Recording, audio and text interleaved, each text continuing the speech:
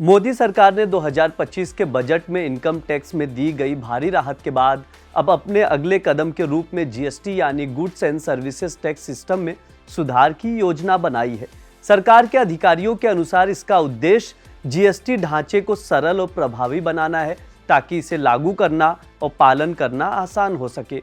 अधिकारियों का मानना है कि इस पहल से टैक्स स्लैब में बदलाव की दिशा में महत्वपूर्ण परिणाम मिल सकते हैं। ऐसे में सवाल ये भी उठता है कि क्या खत्म हो जाएगा जीएसटी के 12% का स्लैब?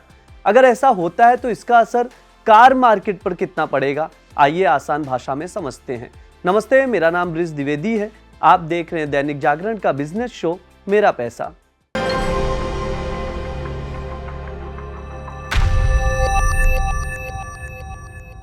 वर्तमान में जीएसटी 4 मुख्य स्लैबों में बटा हुआ है, 5%, 12%, 18% और 28%, जिसमें कुछ वस्तुओं के लिए विशेष दरें और अतिरिक्त कर भी लगाए गए हैं। उदाहरण के लिए कीमती वस्तुओं पर अलग दरें और पापी वस्तुओं यानी सिन गुड्स पर अतिरिक्त उपकर यानी सेस लागू होते हैं। इस समय 5% स्लैब में 21% वस्तुएं आती हैं, जबकि 12% स्लैब में 19% और 18% स्लैब में 44% और 28% स्लैब में केवल 3% वस्तुएं शामिल हैं। सूत्रों के अनुसार सरकार अब जीएसटी स्लैब्स को सरल और तार्किक बनाने के लिए ग्रुप ऑफ मिनिस्टर्स यानी जीओएम से चर्चा करने की योजना बना रही है। जीओएम का गठन सितंबर 2021 में जीएसटी दरों के तर्कसंगतकरण के लिए किया गया था और इसके कई बैठकें हो चुकी हैं, लेकिन अभी तक इसकी अंतिम सिफारिशें नहीं आई हैं। इन चर्चाओं में विशेष रूप से वस्तुओं के लिए दरों के दोहरीकरण को खत्म करने की संभावना पर विचार किया जा रहा है, जैसे पेन और सनग्लासेस जैसी वस्तुएं जिन पर मूल्य सीमा के आधार पर अलग अलग दरें लागू होती हैं। एक्सपर्ट्स का कहना है कि इस प्रकार की जटिलताएं अनुपालन के लिए चुनौतियां उत्पन्न करती हैं। सरकार की योजना है कि जीएसटी की वर्तमान संरचना का मौलिक रूप से पुनर्निर्माण किया जाए ताकि ये अधिक उपयोगकर्ता मित्र और निष्पक्ष हो सके। जीएसटी राजस्व न्यूट्रल दर यानी आरएनआर 2017 में इसकी शुरुआत के समय 15.5 थी, जो अब घटकर 11.6 हो गई थी। इसकी वजह से विभिन्न छूटों और दरों में कमी के कारण जीएसटी संरचना में बदलाव की आवश्यकता महसूस की जा रही है।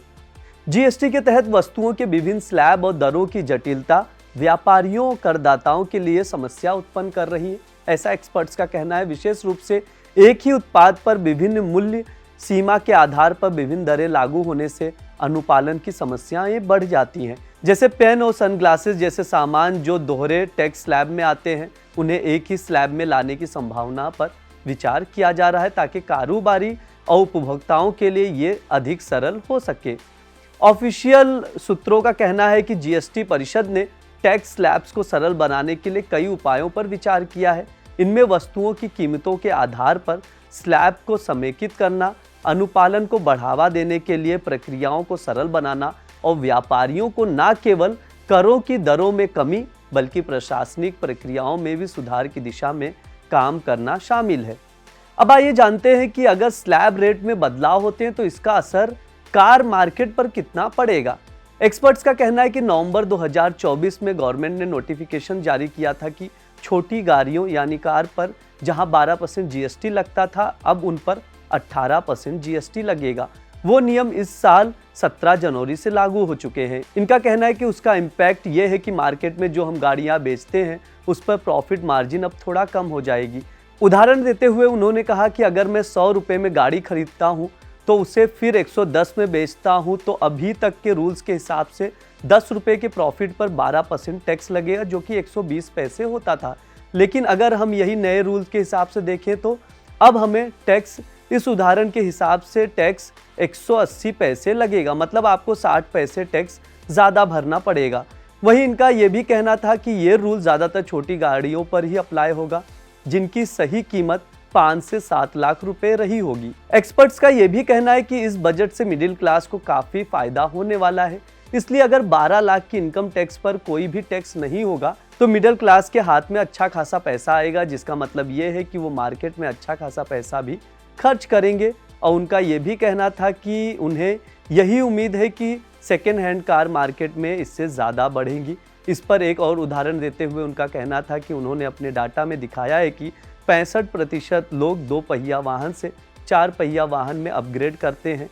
इसलिए भी उन्हें बड़ी उम्मीद है कि सेकेंड हैंड कार मार्केट में एक बड़ा उछाल इस बजट से आ सकता है। ऐसा लगता है कि ओवरऑल बजट बहुत पॉजिटिव रहा, बिकॉज आपको ये समझना बहुत ज़रूरी है कि जो इंडिया की जो बेसिक स्ट्रेंथ है वो मिडिल क्लास है।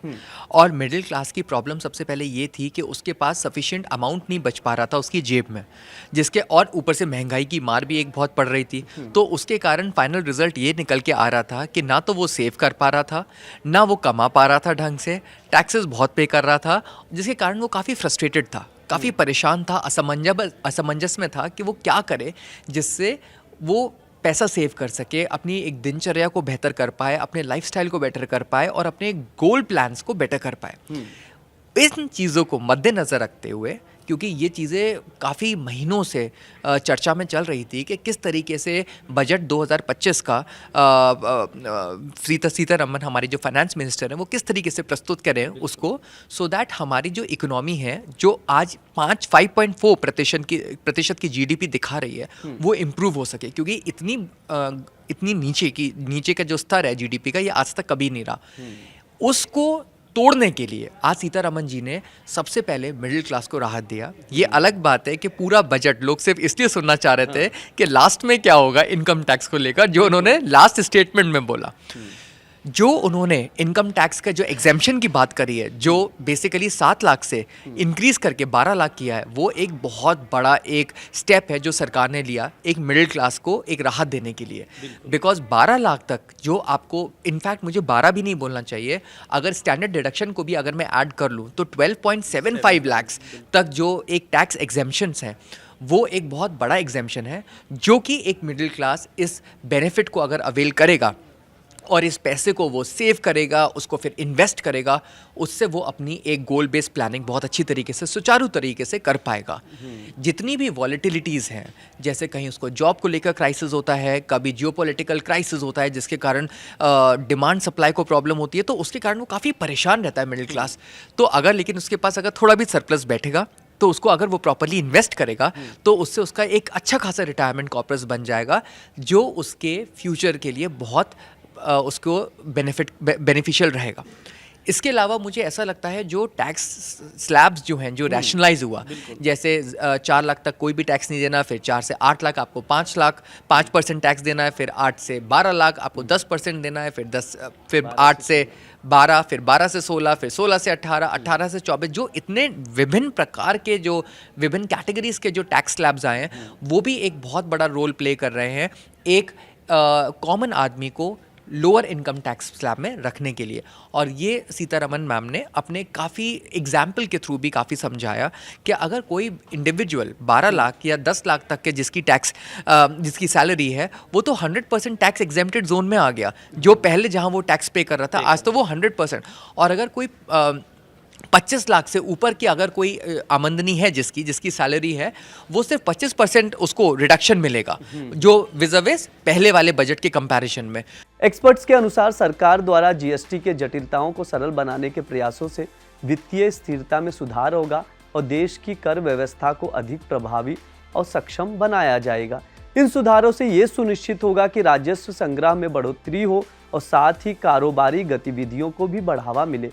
बजट 2025 में किए गए आयकर राहत के बाद अब मोदी सरकार का ध्यान जीएसटी की सुधार प्रक्रिया पर है, जिससे न केवल व्यापारियों को सुविधा होगी बल्कि इससे देश की अर्थव्यवस्था को भी मजबूती मिलेगी। इस शो में इतना ही। देखते रहिए दैनिक जागरण। शुक्रिया।